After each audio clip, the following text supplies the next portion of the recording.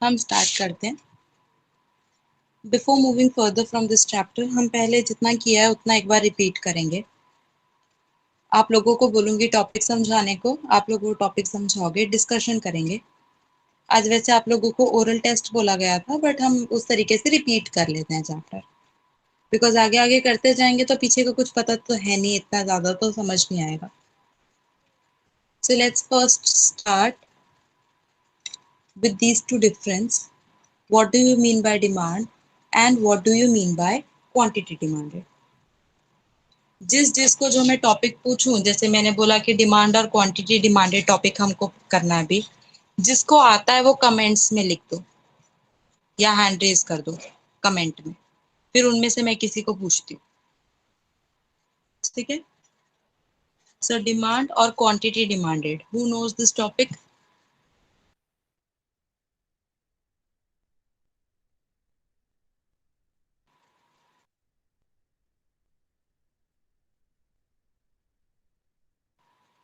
Nobody?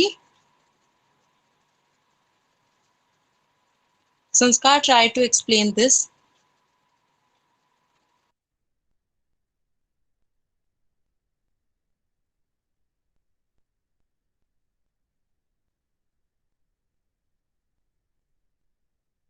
Am I audible बच्चों? आवाज आ रही है मेरी? मैम हाँ संस्कार, तो समझो, संस्कार समझाओ ये वाला टॉपिक। डिमांड क्या होता है? सब लोग सुनेंगे, मैं रिपीट में भी किसी को भी बोल सकती हूँ सुनाने को।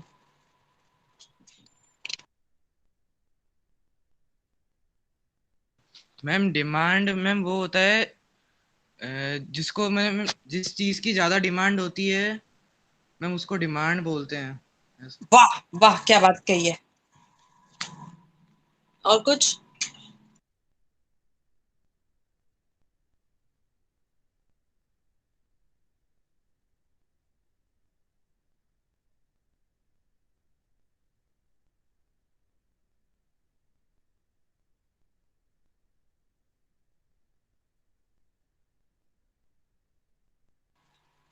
नमन, आप बताओ, what is demand and quantity demanded?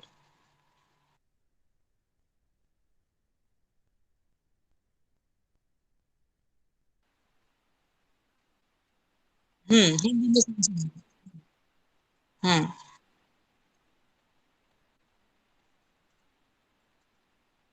ठीक है। एक आधी आधी डेफिनेशन बताइए, आधी आधी चीज स्किप की। दीदी मैं ट्राई करूँ। हाँ बोलो। दीदी डिमांड वो होता है जिसके अंदर कोई भी पॉसिबल क्वांटिटी हम बाय कर सकते हैं, उसका जो भी प्राइस हो उसके अकॉर्डिंगली। करेक्ट। और क्वांटिटी डिमांडेड? हम कितनी भी क्वांटिटी में उसे बाय कर सकते हैं, उसकी प्राइस चाहे जो भी हो। करेक्ट। देखो, डिमांड और क्वांटिटी डिमांडेड, जो संस्कार ने बोला वो तो देसी भाषा के मीनिंग है, डिमांड मतलब खरीदना। पर यहाँ पर बुकिश लैंग्वेज में डिफरेंस ये है, डिमांड का मतलब कितने भी प्राइस पे कितनी भी क्वांटिटी हम खरीद सकते हैं, कुछ पर्टिकुलर नहीं है कि 5 10 कितना।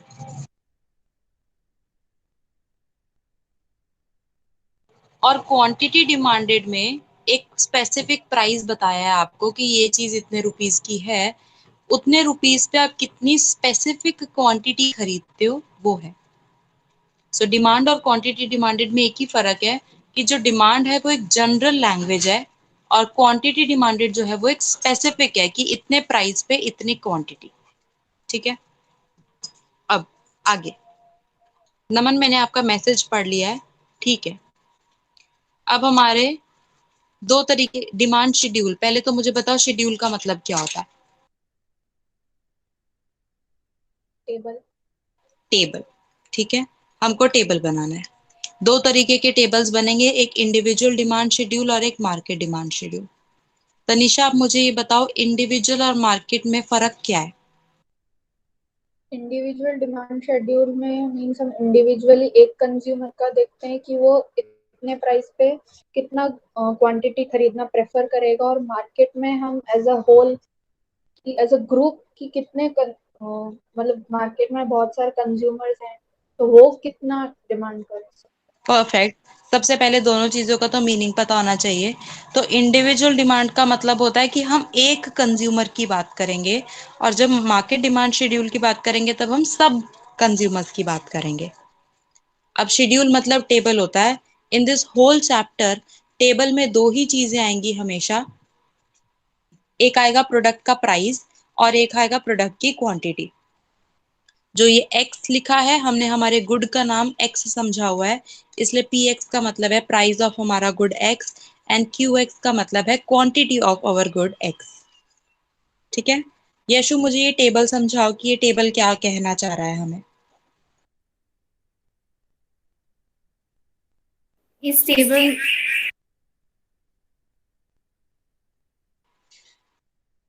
आपके साथ कौन है अभी यशु? प्राइस जितनी ज्यादा होगी उतनी डिमांड कम होगी। Correct correct. सुनाई नहीं। सुनाई दिया सुनाई दिया। जब ऐसे साथ साथ में बैठ के अगर आप लोग बोलते हो और वो डिस्टरबेंस आती है ना, तो बाजू वाले को बोलना कि ऊपर वो जो स्पीकर बना है वो ऑफ कर दे, तो शायद वो स्पीकर ऑफ कर देंगे तो आपके में फिर डिस्टरबेंस नहीं आएगी। बट आपने जो बोला वो ठीक है। प्राइस बढ़ रहा है यहाँ पे, आप ध्यान से देखेंगे तो जितना ज्यादा प्रोडक्ट महंगा होता जा रहा है उतना हम लोग कम डिमांड करना चालू कर देंगे। सो पूरे चैप्टर नंबर 5 के अंदर you have one basic logic that if your product's price is increasing, people will demand less of that commodity. ये बिल्कुल ही बच्चों वाला बेस है, ये अगर स्किप किया तो फिर तो चैप्टर का कोई सेंस नहीं है। तो अब आप प्राइस ऐसे बढ़ा रहे हो 1 2 3 4, तो क्वांटिटी को कम करना 4 3 2 1। प्राइस कम करते हो तो क्वांटिटी को बढ़ाना, ऑपोजिट रिलेशन है इनका। ठीक है, ये हुआ इंडिविजुअल का। ऐसे ही हमारे पास आएगा मार्केट का, जिसके अंदर हर एक कंज्यूमर के बारे में हमको बता रहे हैं। पार्थ, आहिर, ये टेबल एक्सप्लेन करने की कोशिश करो।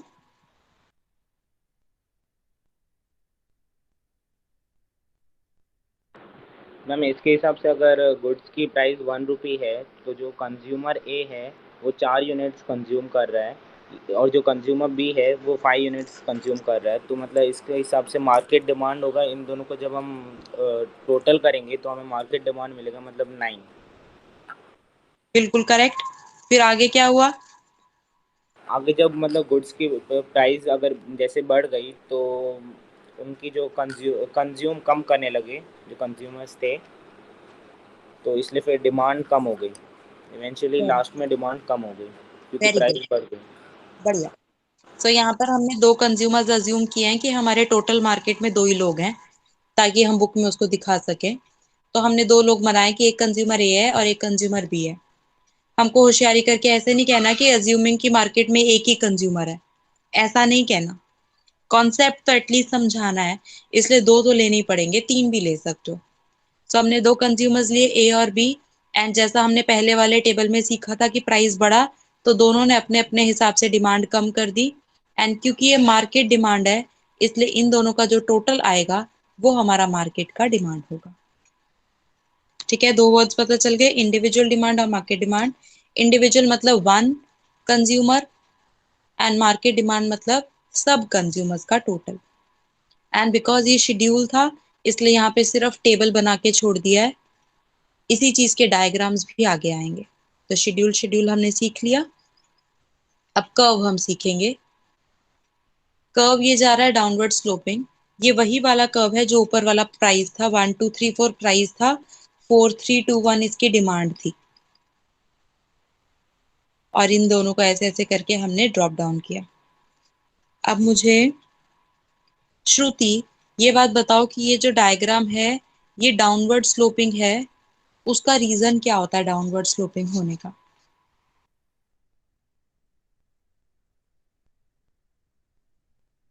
जब प्राइस एंड क्वांटिटी के बीच में इनवर्स रिलेशनशिप होता है, परफेक्ट। क्वांटिटी डिमांड के बीच में। Correct correct.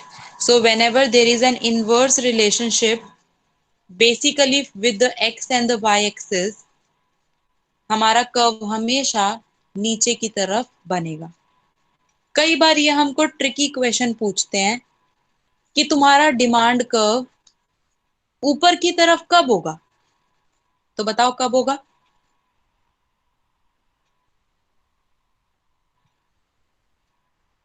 श्रुति आप ही बताओ, डिमांड कब ऊपर की तरफ कब होगा? ये तो नीचे की तरफ है, ऊपर कब होगा?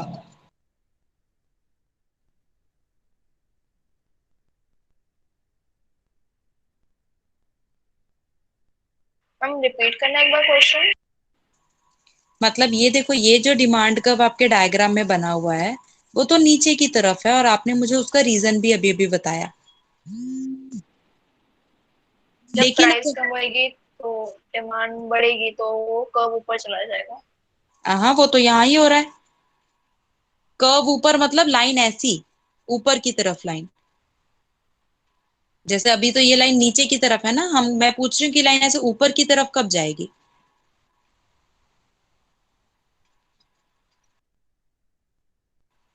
अपवर्ड स्लोपिंग कब होगा हमारा कर्व? अभी तो ये डायग्राम तो डाउनवर्ड स्लोपिंग कर्व है, नीचे आ रहा है। somebody is asking कि अपवर्ड स्लोपिंग कब जाएगा? हम आइडिया नहीं है सॉरी। No problem. हाँ तनिषा बोलो।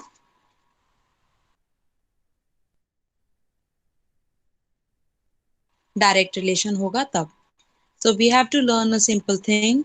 डाउनवर्ड स्लोपिंग हमेशा तब होता है, जैसा श्रुति ने बिल्कुल करेक्ट बताया, कि जब इनवर्स रिलेशन होता है। जैसे यहाँ पे प्राइस इंक्रीज होता है तो क्वांटिटी कम होती है, इनवर्स रिलेशन है, इसीलिए ये कर्व क्या है? डाउनवर्ड स्लोपिंग है। But if somebody is asking you कि भाई आपका कर्व अपवर्ड स्लोपिंग कब होगा, तो जब आपका प्राइस और क्वांटिटी डायरेक्ट रिलेशन शो करेंगे तो वो अपवर्ड स्लोपिंग होगा। अब इस केस में आपको ये नहीं कहना कि अब डायरेक्ट रिलेशन तो होता ही नहीं, या ऐसे प्राइस बढ़ने पे तो हम कम ही खरीदते हैं, वही तो लॉ है, वो सब बात नहीं करनी। उन्होंने हमको टेढ़ा क्वेश्चन पूछा, अपवर्ड स्लोपिंग कब होगा? हम उनको टेढ़ा आंसर देंगे, जब प्राइस और क्वांटिटी के बीच में डायरेक्ट रिलेशन होगा तब वो अपवर्ड स्लोपिंग होगा। अभी वो अपवर्ड क्यों नहीं है? क्योंकि प्राइस और क्वांटिटी के बीच में इनवर्स रिलेशन है। बट अपवर्ड कब होता? अगर उनके बीच में डायरेक्ट रिलेशन होता तब वो अपवर्ड होता। ठीक है, ये समझ आया आप लोगों को? ये डिमांड वाला वही है, मार्केट वाला। ये पहला था, ये दूसरा था, इन दोनों को प्लस कर दिया, ये वाला हमारा तीसरा डायग्राम आ गया। ध्यान बस इतना देना है, ये थोड़ा सा फ्लैटर बनाना है, बाकी सेम। ठीक है, करेक्ट तनिषा, एक्सेप्शन वाले केस में होगा, पर क्योंकि वहां तक अभी पहुंचे नहीं इसलिए वो बताया नहीं। डिमांड कर्व का स्लोप आप लोगों को बताया था कि किसी भी कर्व का स्लोप एक पर्टिकुलर फॉर्मूला होता है। पार्थ जलानी, आप मुझे बताओ कि क्या फॉर्मूला होता है स्लोप का? ये तो यहाँ लिखा है, ये तो डिमांड कर्व के हिसाब से स्पेसिफिक है, बट वैसे जनरली क्या फॉर्मूला होता है स्लोप का?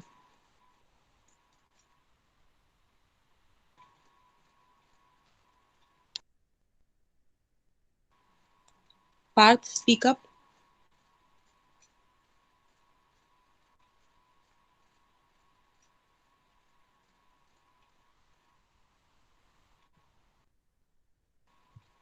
यशु पार्थ क्लास में है? आहे रजलानी नहीं है। ठीक है, okay fine. Naman, you tell me what is the formula of a slope? How do we calculate the slope? Correct, delta y upon delta x. That means whatever you are showing on your y axis, divide by whatever you are showing on your x axis. So if we see the diagram, on diagram y axis you are showing price and on x axis you are showing the quantity. That is why the relation is, the slope is delta p by delta q. ये जो कहानी है ये exam में लिखनी नहीं है, वो बस आपको समझने के लिए है। ये आपका बेसिक फॉर्मूला है, delta P by delta Q. 1 marker question being कि यहाँ पे माइनस का साइन क्यों लगा हुआ है? नमन आप ही बता दो फटाफट से। करेक्ट, क्योंकि प्राइस और क्वांटिटी के बीच में ऑपोजिट रिलेशन है, एक पॉजिटिव होगा तो दूसरा नेगेटिव होगा ही, इसलिए फाइनल आंसर हमने नेगेटिव रखा हुआ है। So 1 marker question, why is the slope negative? Because there is an inverse relation. इतना आया। अब आगे डिटर्मिनेंट्स है 5। एक एक करके हर एक समझते हैं। सबसे पहला और सबसे बेसिक, श्रुति आप समझाओ।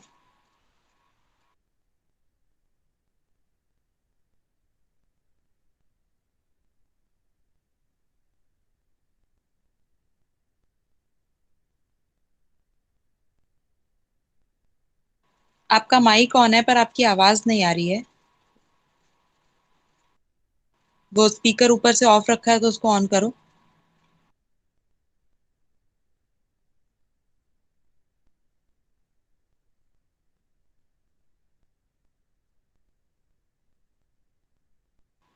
श्रुति we can not hear you. Mic on करो अपना अगर ऑफ है तो।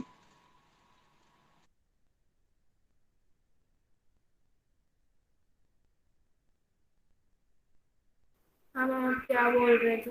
मेरा पता नहीं, माइक का इशू है, पता नहीं। हाँ ओके, यशु के अकाउंट से आपको फर्स्ट वाला पॉइंट एक्सप्लेन करो कि वो कैसे अफेक्ट करता है हमारी डिमांड को। Own price of commodity, what is the relation between own price of commodity and the demand?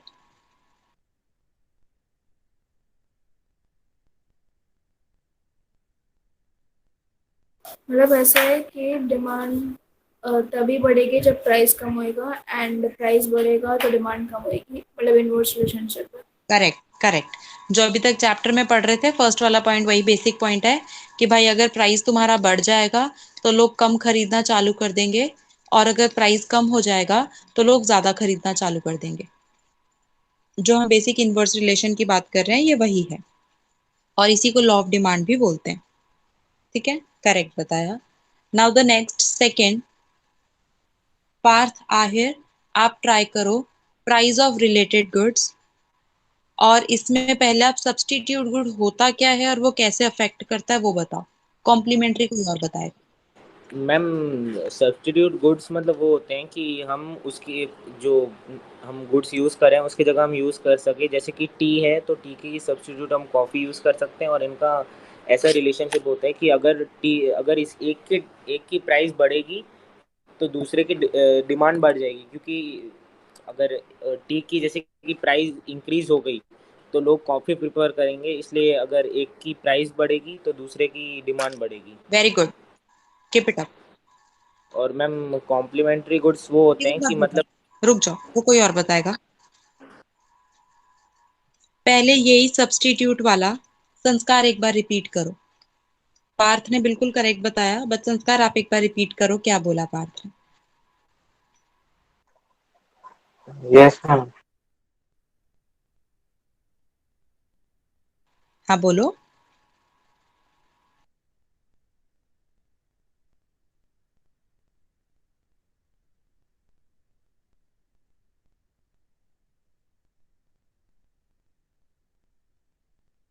संस्कार आपसे भी पूछूंगी, आप अभी पढ़ो तब तक। श्रेया तब तक आप समझाओ सब्स्टिट्यूट गुड वाला पार्थ ने क्या समझाया।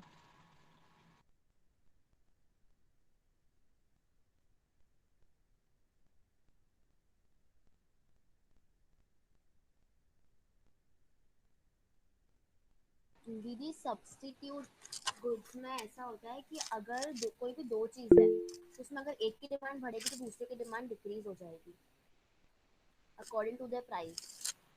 अकॉर्डिंग टू देयर प्राइस, वो प्राइस वाला पहले बताओ। डिमांड तो हम ठीक है समझ गए कि एक की डिमांड बढ़ेगी तो दूसरी कम हो जाएगी, बट एक के प्राइस के चेंज होने से दूसरे की डिमांड पे क्या इफेक्ट आता है वैसे बताओ। बोला आपने, करेक्ट है।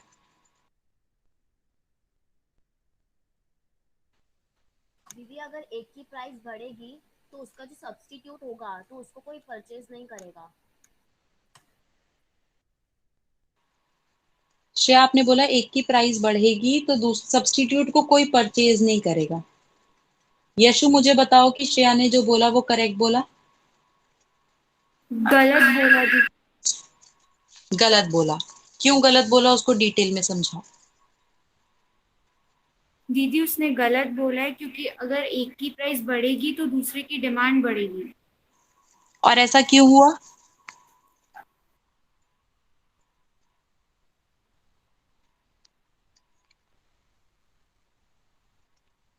है यशु, ऐसा क्यों हुआ? दीदी आपकी आवाज नहीं आ रही है मेरे को।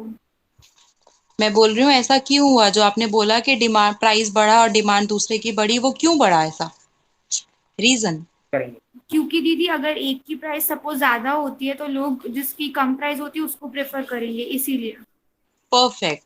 तो श्रेया, आपने पहले वाली लाइन जो बोली थी ना, डिमांड वाली, कि एक की डिमांड बढ़ती है तो दूसरे की कम होती है, वो तो करेक्ट बोला था आपने।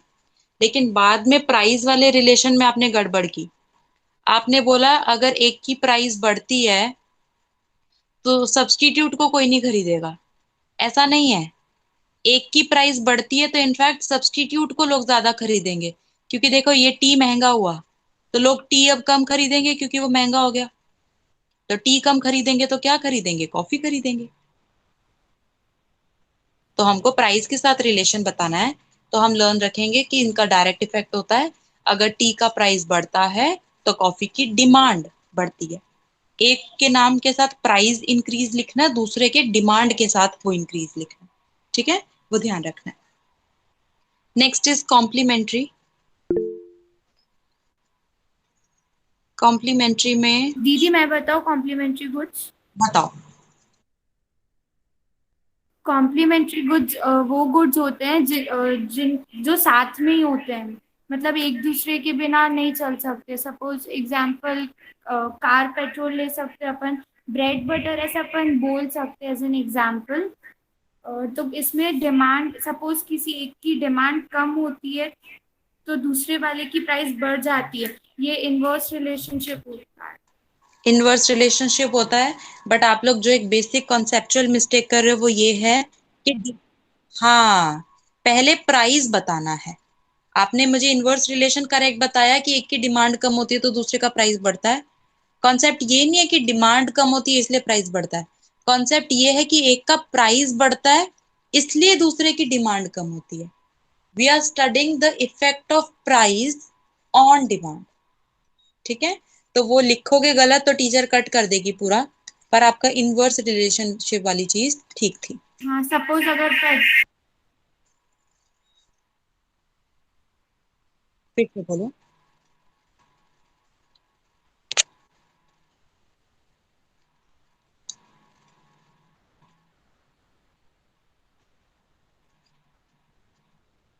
ठीक है, वो माइक का इशू आ रहा है, बट कॉन्सेप्ट ठीक बोला है यशु ने कि भाई जैसे सपोज पेट्रोल महंगा होता जा रहा है, दिन पर दिन प्राइस बढ़ती जा रही है, तो पेट्रोल महंगे होने की वजह से रियलिटी में पेट्रोल कार्स या पेट्रोल एक्टिवा जो है उनकी डिमांड कम हो रही है। लोग इलेक्ट्रिक पे शिफ्ट हो जाए मे बी, अगर उनको पसंद आए तो। सो बिकॉज पेट्रोल का प्राइस बढ़ रहा है, कार की डिमांड कम हो रही है, क्योंकि ये दोनों चीजें साथ साथ में चलती है। तो पहले प्राइस बताना है, उसके इफेक्ट में डिमांड के साथ क्या होता है वो बताना है। बढ़िया, समझ गए आप। थर्ड डिटर्मिनेंट है income of the consumer. Tanisha आप ये समझाओ इनकम वाला।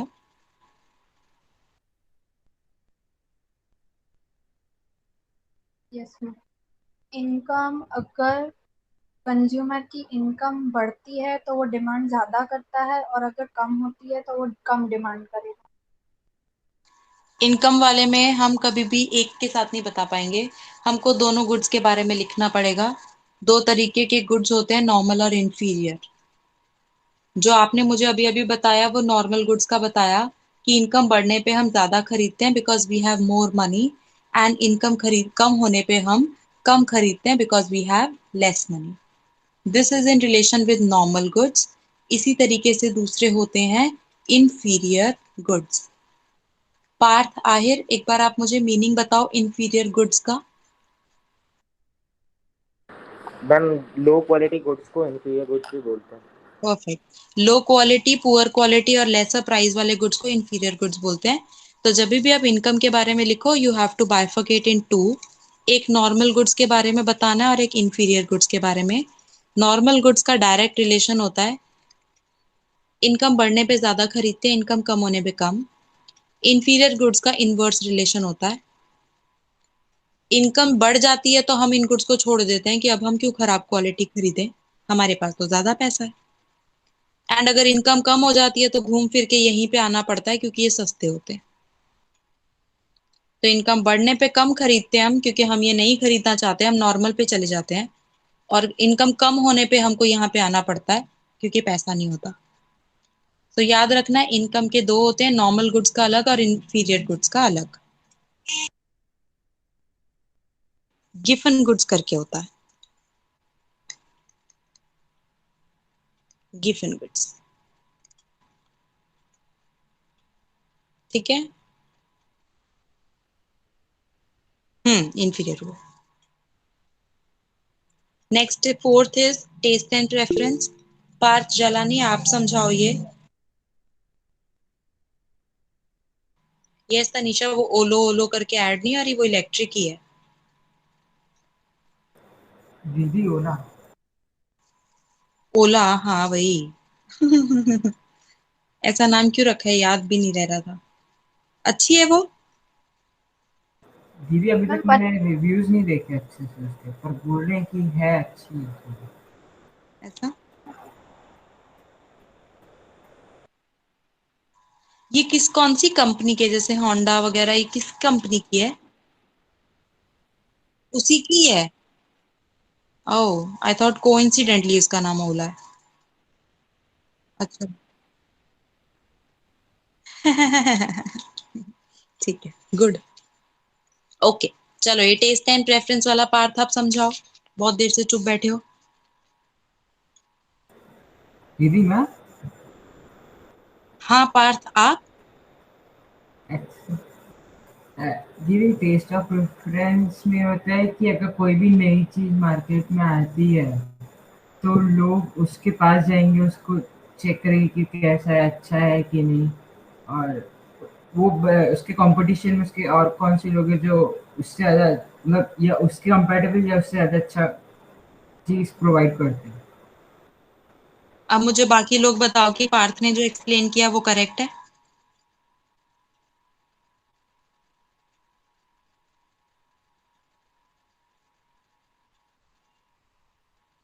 पार्थ ने बोला कि बाकी जो मार्केट में न्यू चीज आती है लोग उसको चेक करते हैं कि वो सही है या नहीं है, और उसके कंपटीशन में कौन सी चीजें होती हैं वो बताना है। क्या ये जो फोर्थ पॉइंट है टेस्ट एंड प्रेफरेंस, वो वही है जो पार्थ ने समझाया?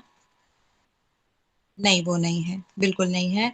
नमन, आप एक्सप्लेन करो टेस्ट एंड प्रेफरेंस मतलब।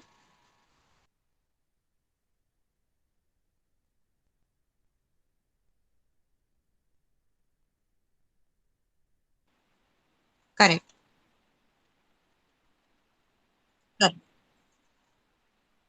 परफेक्ट। यहाँ पर पार्थ, जब हम बात कर रहे हैं तो हम कंपटीशन वगैरह की बात नहीं कर रहे। कॉम्पिटिटर वाली जो बात थी वो हमने यहाँ पर कर ली कॉम्प्लीमेंट्री और सब्सटीट्यूट में। हम जिस प्रोडक्ट की बात, जिस पॉइंट की बात कर रहे हैं उसी पॉइंट से रिलेटेड डिमांड को इफेक्ट कर रहे हैं। अभी हमने पॉइंट इनकम वाला पढ़ा था तो सिर्फ इनकम का डिस्कशन किया था। अभी हम टेस्ट एंड प्रेफरेंस की बात कर रहे हैं, तो ये सिंपल सा पॉइंट है।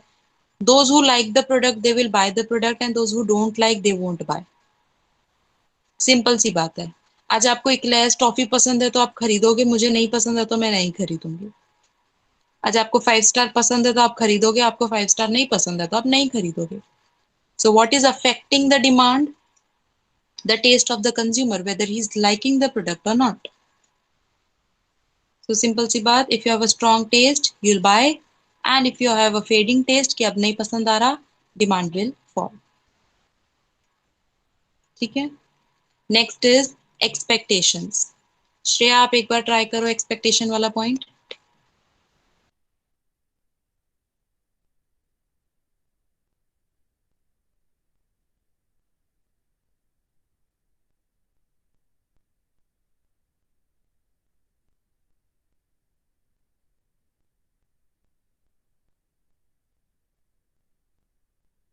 Shreya, mike on and try.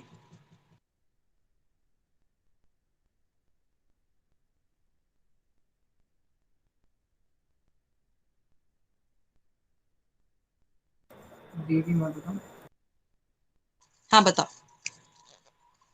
दीदी एक्सपेक्टेशन वो होते हैं कि जो भी जो भी चीज़ है, क्या वो कंज्यूमर के क्या वो कंज्यूमर के हिसाब से मतलब जो कंज्यूमर की नीड्स उसके हिसाब से उससे मैच करते हैं, क्या वो जो दूसरे उस प्राइस में जो दूसरे लोग दे रहे हैं वो क्या ज़्यादा अच्छा है उस चीज़ से? ओके, यशु मुझे बताओ कि ये जो पार्थ ने अभी बोला क्या वो करेक्ट है?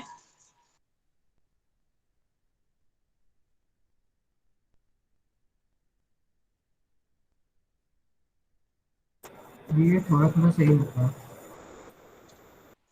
एक बार यशु को बोलने दो। हाँ यशु, पार्थ ने जो बोला वो सही बोला कि गलत बोला?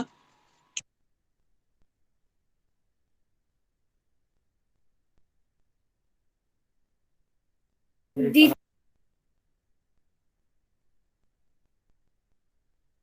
दीदी हम्म सुनाई नहीं दे रहा था वो क्या बोल रहे, तो एक बार मैं ही बता दूं पॉइंट अगर चले तो। बताओ। दीदी आज मैं ईयरपॉड्स भूल गई हूँ ना, तो ये बहुत प्रॉब्लम हो रही है, तो मैं ना दूसरे के फोन से रिप्लाई दे देती हूँ। अच्छा ठीक है।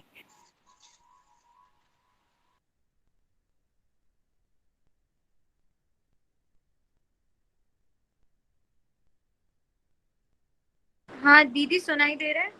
हाँ दे रहा है, बोलो। हाँ, एक्सपेक्टेशंस वाला पॉइंट ना, इसमें क्या होता है कि है ना, हमें प्राइस जो होता है ना वो फ्यूचर का होता है, लेकिन डिमांड करंट वाली लेनी होती है। Suppose correct. सपोज कोई मार्कर है, तो मुझे पता है कि वो 2 दिन बाद सस्ता होने वाला है, तो वो मैं मार्कर अभी क्यों लूँगी, वो मैं बोलूँगी कि 2 दिन बाद स्टॉक में ले लूँ। या मुझे पता है कि 2 दिन बाद वो महंगा होने वाला है, तो उसका मैं स्टॉक अभी ले लूँगी, वो मैं बाद में नहीं जाऊँगी। तो परफेक्ट। इसमें ऐसे होता है, डायरेक्ट रिलेशनशिप होता है। परफेक्ट। एक्सपेक्टेशंस में पार्थ जो यशु ने एक्सप्लेन किया वो भी करेक्ट है, वो मैंने अपने क्लास में डिस्कस किया था। बुक में दूसरी चीज लिखी हुई है but that thing is also right. Book में लिखा हुआ है कि आपको उसकी अवेलेबिलिटी के हिसाब से उन्होंने लिखा है एक्सपेक्टेशंस, कि हाउ डू यू एक्सपेक्ट कि फ्यूचर में वो प्रोडक्ट आपको अवेलेबल होगा या नहीं होगा। इफ यू फील कि फ्यूचर में शायद प्रोडक्ट मिलना बंद हो जाए, what you will do is आप आज ही खरीद लोगे उसको। एंड इफ यू फील कि नहीं नहीं ये प्रोडक्ट तो फ्यूचर में बहुत आसानी से मिलेगा, आप उसको फिर बाद में खरीदोगे। तो आप प्राइस के बारे में भी बता सकते हो, एग्जाम में लिखोगे तो गलत नहीं होगा। फ्यूचर प्राइस और करंट डिमांड की बात लिखोगे तो भी बिल्कुल करेक्ट है। और future availability of the product के रिलेशन में करंट डिमांड की बात करोगे तो भी अलग है, तो भी करेक्ट है। ठीक है पार्थ, आपने जो एक्सपेक्टेशंस बताया वो ऐसा एक्सपेक्टेशन था कि आप प्रोडक्ट से क्या एक्सपेक्ट कर रहे हो, ऐसा नहीं है वो पॉइंट। प्रोडक्ट की अवेलेबिलिटी या प्रोडक्ट के प्राइस में आप क्या एक्सपेक्ट कर रहे हो, उस हिसाब से वो आप प्रोडक्ट खरीदोगे, कंसीडरिंग कि आपको वो प्रोडक्ट पसंद है, चाहिए आपको वो प्रोडक्ट। ठीक है, तो दोनों पॉइंट्स करेक्ट, फ्यूचर के प्राइस के हिसाब से या फ्यूचर में वो प्रोडक्ट कितना अवेलेबल होगा मार्केट में उस हिसाब से। फाइन, ठीक है, इतना आप लोगों ने बताया तो मुझे थोड़ी जैसे कि अभी पेट्रोल की प्राइस बढ़ रही है, पेट्रोल डीजल। हाँ, पर अपन पेट्रोल को स्टोर करके नहीं रख सकते ना। पर अपन ये जरूर कह सकते हैं कि अगर गवर्नमेंट बोल रही है कि कल प्राइस बढ़ेगी, तो आधी दुनिया ऐसी होगी जो सोचेगी कि आज पेट्रोल भरवा लेते हैं स्कूटी एक्टिवा गाड़ी में। तो फ्यूचर प्राइस से करंट डिमांड पे क्या इफेक्ट आता है, वो ये पॉइंट है। And this is an important question, क्योंकि आगे का जो पूरा चैप्टर है वो इन्हीं 5 पॉइंट्स के नियर अबाउट रोम करता रहता है। तो आज हमने इतना किया, थोड़ी सेटिस्फेक्शन मुझे भी हो रही है कि आपको कुछ आया है। कल हम आगे करेंगे, देख लेंगे, अगर आगे इसी तरीके से रिपीट करना है तो इसी तरीके से रिपीट करेंगे, वरना फिर कल नेक्स्ट वाला टॉपिक कर लेंगे। जैसा कन्वीनियंट लगेगा वैसा करेंगे अपन। ठीक है, चलो बाय। इस चैप्टर में थोड़ा बाकी है अभी तो। एक तो वो शिफ्ट वाला ढंग से समझाना बाकी है, फिर इन्होंने उनके रीजंस में एक एक करके बताया आगे पीछे आगे पीछे। मतलब पेजेस बहुत सारे बाकी हैं, बट अगर कॉन्सेप्ट समझ आ गया तो इनफ है, ऐसा है। जैसे देखो इन्होंने पहले कॉम्प्लीमेंट्री गुड का अलग लिखा, फिर उसका डायग्राम अलग, उसमें भी इंक्रीज का अलग और डिक्रीज का अलग, फिर उसके बाद इनकम का अलग कॉन्सेप्ट, इनकम बढ़ने पे क्या होगा, कम होने पे क्या होगा बोलो। मतलब यही वाले टॉपिक्स। हाँ, तो जो अभी अपन ने 5 टॉपिक्स पढ़े उनके डायग्राम्स अलग अलग पेज पे एक एक करके बता रखे हैं। तो पेजेस गिनोगे तो बहुत सारे पेजेस बाकी हैं, कॉन्सेप्ट देखोगे तो ज्यादा कॉन्सेप्ट नहीं है, ऐसा है। दीदी हाँ पास। दीदी आप 25 को पढ़ाओगे? 25 मतलब वेडनेसडे? हाँ पढ़ाऊंगी पढ़ाऊंगी। ठीक है दीदी। मंडे को होगा, मतलब सैटरडे तो मैं तो अगर पहुंच जाऊं तो मैं तो ले लूं क्लास, मुझे कोई दिक्कत नहीं है। पर जो बच्चे साथ में चलेंगे वो उस मूड में नहीं होंगे। पर सैटरडे को भी देखना पड़ेगा किस टाइम पहुंचेंगे। तो for the convenient Thursday Friday Saturday of रखेंगे, मंडे ही करेंगे। परसों तो ले लेंगे, परसों तो रात को 10 बजे जाना है, तो उसमें तो कोई दिक्कत है नहीं, सारी क्लासेस हो जाएंगी। ठीक दीदी है ना? सर ने अभी कुछ ऐसा नहीं ये भी बोल रहे थे कि सुबह 26 की सुबह में निकल सकते हैं। किस दिन? 26 की सुबह में निकल सकते हैं? हाँ हमने 2 ऑप्शन दिए थे। नहीं तो 26 की सुबह निकल के क्या मतलब, 7-8 घंटे पूरा दिन 26 का वेस्ट हो नहीं जाएगा मतलब फिर। दीदी वो ऐसा बोल रहे थे कि अगर अगर रात को निकले और वो अर्ली मॉर्निंग पहुंच गए तो फिर रूम मिले ना मिले पता नहीं, तो इसलिए हाँ 26 सुबह निकले और जो चेक इन टाइम है उस टाइम पे पहुंच के रूम मिले। यस यस करेक्ट बोल रहे हो। ये हो सकता है बिकॉज चेक इन 12 बजे 10 बजे ऐसा रहता है। ठीक है कोई नहीं, वो तो हाँ सर देख लेंगे सर अपने बोल हिसाब रहे थे कि लास्ट टाइम गए थे तो 4 घंटे ऐसे ही बैठे रहे थे। से। नहीं होता है करेक्ट बात है ये तो। और अभी रश का भी टाइम है तो मिलेगा भी नहीं अपन को। और हमको तो चाहिए भी 9 रूम्स, तो वो तो बिल्कुल ही नहीं मिलेंगे। फाइन। ठीक है वो तो जैसा सर डिसाइड करेंगे, कोई प्रॉब्लम नहीं है। Okay bye.